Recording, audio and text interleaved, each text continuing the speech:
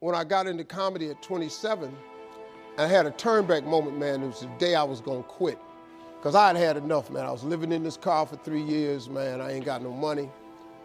And I was gonna call my mom and dad and ask them, could I come home and just stay in the attic for about 4 months till I find a job. My father told me, you can't come back home. Once you leave my daddy's house, you got to figure it out. So I knew it was gonna be hard, but they had put an answering machine in the attic for me. And so I was bathing in a hotel in Pensacola, Florida. And the way I used to bathe was, I used to go to hotels that had those bathroom doors that went floor to ceiling. I would go to real fancy, like Ritz-Carltons and stuff like that, because they had linen towels wrapped up in a basket. And I would take a bunch of them and run hot water on them, and I'd take them in the stall and shut the door, and I'd take my bag and I'd soap up. Then I would wait till the coast was clear, and I'd run out and get a bunch of more rags and soak them up and come out and wipe it off.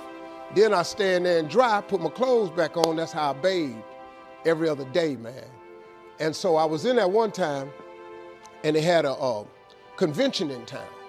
And when I got all the stuff, I soaped up. This convention let out, and men was just coming in the bathroom, and I couldn't go out.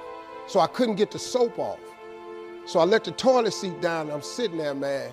I just started crying. I said, man, I can't take this no more. I'm finna quit. I'm gonna go call my daddy, just ask him, can I come home, man? I can't do this no more. So before I called him, I called the answer machine, and I got a message. And it said, Steve Harvey, this is Chuck Sutton from Showtime at the Apollo. We saw a tape of you. If you would come to New York Sunday night, this was a Thursday, come to Sunday night, we're gonna put you on TV, Showtime at the Apollo. Put me on TV, that was my dream. But I had a problem. I had $25, and I couldn't get to New York.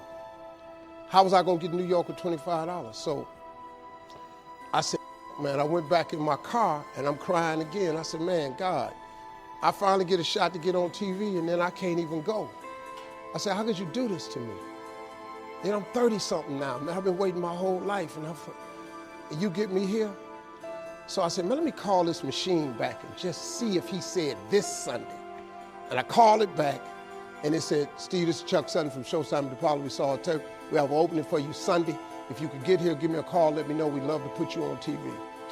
I said, so I got ready to hang up, and I heard, boop, you have another message.